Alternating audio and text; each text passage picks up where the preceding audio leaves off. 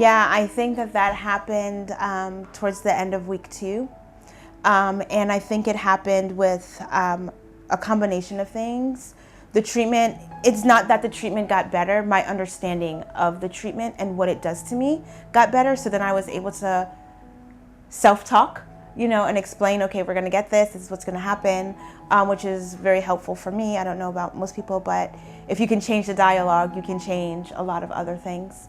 And then I had some emotional breakthroughs with my family, which gave me an inner strength I didn't actually know that I had. And so when I returned for the 3rd week, I was kind of like bionic woman, I was like, yes! And it didn't take away the nausea, but it made the nausea submit to everything else.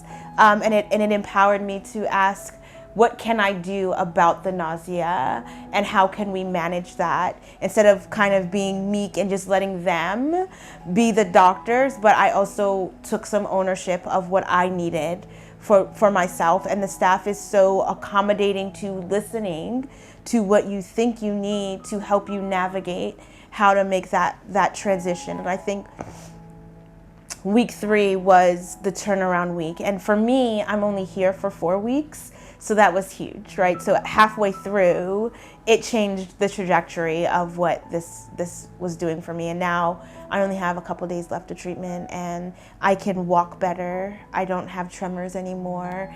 My eyesight was going, and my eyesight is like restored. I came here at a 7 in pain, and now it's about a 4, give or take a day, which I think, listen, I don't know. I don't know how you sit with pain, but to know that it dropped so significantly, that's a great quality of life in and of itself. So I get vitamin C at 50 grams, which is a pretty large dose. I'm not even 5 feet, and I'm barely 120 pounds, I also receive curcumin, which is at a very intense thing. And then I was receiving other IVs that I don't remember the names of, but those were much lighter. Those were much easier to tolerate. And then I did ozone therapy for my blood, which was really seeing a chunk of your blood come out of your body to then be reinserted into your body is one for the books. And then I was doing a hypothermia treatment. And so they all are treatments that require a calmness, a stillness. And I come from big cities, and there is stillness doesn't exist. It's go, go, go, go, go. And so I think that was part of the adjustment, is that, I'm going to be sitting in this chair for 5.5 to 6 hours a day. How do I wrap my mind around that? And, you can't move certain ways because of what's going on, how they're, the IVs and stuff. So it is special. It's a gift to hear other people journey and how they journey. And if you are an introspective person and that goes for enlightenment, then you're like, ooh, what nugget can I grab from them? But sometimes it's like, can we all be quiet? And it's a bunch of women, a couple of men trickled in there, and it's just like, we have the urge to use 15 million words a day. And so the desire to use them and the ability to control them, I find is a dance. And so if I hear someone going on their own journey of words, so to speak, and disappointments or frustrations, because you hear more of the frustrations than the wins in the room, it's like, okay, I'm gonna step back and I'm gonna listen, but listen with a heart to help, not an answer, just a smile, or yeah, that's gotta be tough. Even though we're all in similar situations, we can't understand the impact that it has in everything around, the family, the dynamics, and things like that. One thing that I picked up before I came here was I picked up watercoloring, right? And so if a woman expresses something stressful or whatever, the next day I'll bring in a little watercolor painting for her to just sit at her desk, right? And I think it's reciprocal, right? So there's a power in just listening, and then there's a power in receiving as well. And so the more that, for me, the more I was able to sit still, listen, it grounded me, because that could be me. Do you know what I mean? I don't know the way the story ends, and how would I want someone else's compassion to rise?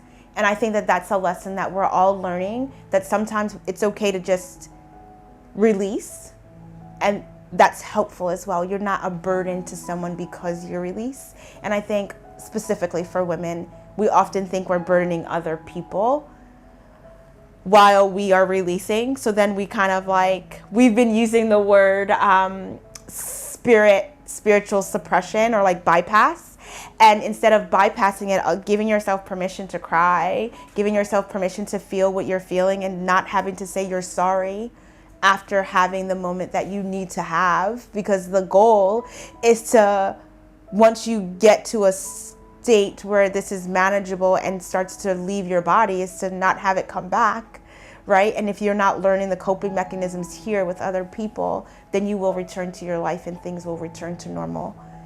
And that's scary in itself. You don't, actually. I would say, so my son was 12 when he found out that I was ill, and the conversations that we had were, so you've seen I've been sick. I am not able to do what you've been accustomed to. We are going to have to strategize new ways to develop what our relationship looks like, and how we're going to support each other as you go through puberty and manhood, and I try to figure out how to stay alive to see you do all of these things, you know? And so he told me his concerns, and I said, hey, I can meet you here. I helped him build a tribe of people that he can call, which I call his hit list, right? And so even while I was there, I got him comfortable with calling other people when he felt stuck at school, when he felt like emotionally crippled in an area. Okay, did you try calling this person? Did you try doing this? Did you try doing that? To equip him for whatever God's prepared for the next journey. But I think even in preparing to come here, he and I had a conversation that when I get back, we're going to keep things going in a, I don't have to be strong for you because I need to be strong for me, and you need to be strong for you. And together we're stronger because we're strong for each other and for ourselves. I think that I came here knowing it wasn't my time yet. Yeah, I came here knowing that, that no, it's not my time. And so if it's not my time, what does my time look like? Yeah, and my time looked like still ripping and running the streets with my son. And what I mean by that is going any and everywhere his little heart desires, you know, going to stores to buy things, keeping Halloween traditions, keeping traditions that he has grown accustomed to, going without his mom being ridden to the couch or to a bed or, you know, to our home, so to speak, where we can still go out and be who he knows us to be. And so when I said yes to coming here, it was a confirmation that I would leave here in a restorative manner. There is no one that can actually tell you when you're gonna die. There's no human being that knows that answer anywhere. You have to make up in your mind the quality of your life is the best life that you can have. I think there comes a point in everyone's life where you're confronted with your own mortality. And if your mortality is something that VeritaLife can help you manage, I think you should spend some time considering the value of your life, not for other people, but for yourself, and how you can find your power and give yourself permission to be your own superhero, not for anyone else, but for yourself. And that makes the journey that much more rewarding. It makes it less about money. It makes it less about other people. And it makes it solely about you, and you're worth it. I think the journey of life is actually a culmination of you understanding what love is, for you growing into love, and having your heart expand to loving different types of people in different times of your life, and learning how to love yourself in the midst of all of that. Getting treatment like this and investing in this is saying, I love myself. That is the greatest gift you can give yourself. And then that gift vibrates to other people. If you are going through something challenging, especially like a cancer, this is something that our body is attacking itself, right? That's the reality of what cancer is. So that means there's something in your life, if you'd like to admit it or not, that gave yourself permission to take you out. And that's not self-love. And so when I realized, oh, this is an indication that I put other people before me, the question I asked myself is, do I love myself enough to do this? Because it's not about if other people love me enough to help me through this. Do I love me? Do I find that I'm worthy enough to take time from work, to take time from my kid, to take time from everything that I know, to be in a strange place with strange people that I don't know, don't speak the language, and invest in time to discover what life really means to me and why? That's priceless. That's not cultural. That is life. The essence of being a human being, the gift of not being an elephant, but being a human, is to ponder these things. I invite you to ponder them and then make the choice. I think that because I had a very traumatic experience here with my family, parts of my family, I had already left treatment for the day, and it was not anyone's responsibility here to help me, right? Because we're all grown-ups and we can all figure things out. But the support that I got from the front staff, I was like, I need you to help me. You know? I'm in this situation. Can you please help me figure this out? And the immediate response to that, and Dr. Hassani's personal response to that, and the check-ins, I think, let me know I was doing all right, that everything would be okay, no matter how bad it looked in the moment. There was progress being made outside of the IV and outside of the traditional treatments. There was the human element of I didn't have to give of myself. I just had to be honest enough and ask for the help. It's really a holistic approach of seeing you as a human being, not just being human, right? Like, that's such a cliche statement, but the reality is that whole day I was like here, I was crying. There was a whole bunch of stuff happening for me, and there was space given. There was tissues given, there was the rub on the back, but there was also practical things to help me move the needle forward so I didn't have to stay stuck. And so if you're battling cancer, you don't have to stay there. And even if the cancer is the thing that's gonna take you out, which it could be, you don't have to make it wear you out, right? You can go out with a conscious acceptance of that and still have power in that. There's even power in dying. Do you know what I mean? It's a part of me had to die, if we're honest, so that I could live, so that I could be stronger. And there's power in that. There's power in it. And we take that for granted. Sometimes we think we have to hold on to the smallest pieces of things, but those might have been the things that caused the whole thing to begin with. Literally, as soon as I grab my bags, my son will be at the airport waiting for me. So it is the snuggle time. The snuggles are real. Physical touch is a really important thing for humans. I think because it's going to be late, I think our thing is just really going to be eating ice cream and snuggling up on the couch. You know, that's what it is. So I have saved all of my ice cream points, have only had one thing of ice cream since I've been here, so that I can go back home and really just enjoy that moment with my son. So if we go back to when I had stated in January, I saw the diagnosis, right? I didn't get a verbal confirmation, but I had seen the diagnosis. And so immediately I changed my diet. Like immediately, I went on a 30-day cleanse, basically. I only ate greens. I drank so much water, you would have thought I was a fish. You know, we basically pulled all the sugar out of our house. And that's really tragic for a 13-year-old child. But the idea was the more we can clean up our diet, the better we could be. And so for at least 40 days, that was the journey.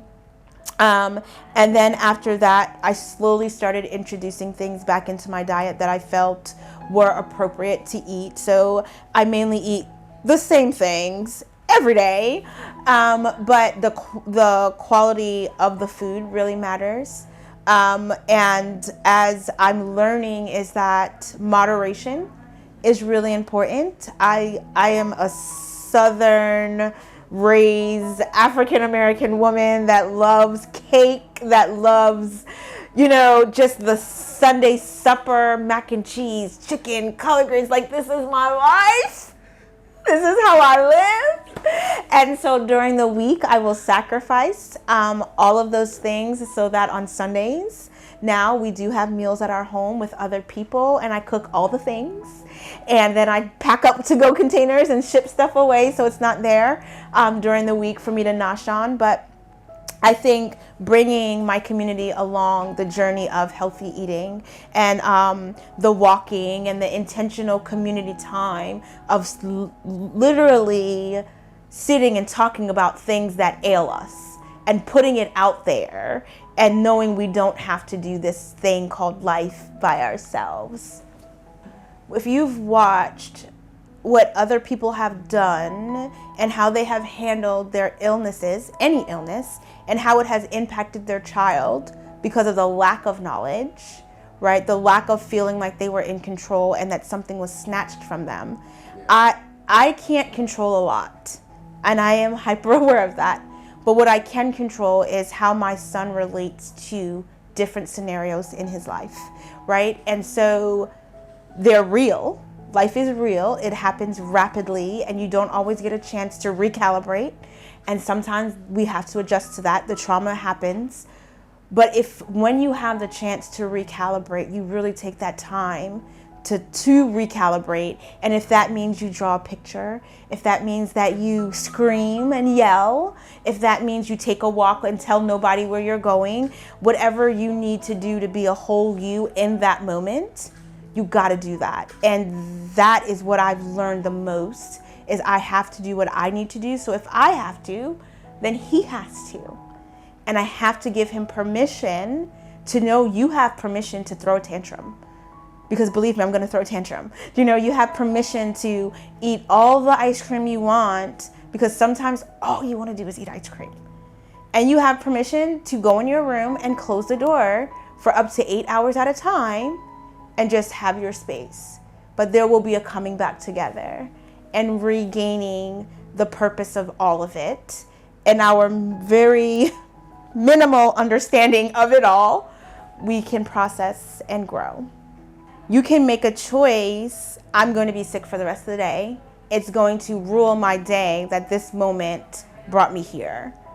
Or you can make a choice that was a moment. Like everything else, it passes and it changes.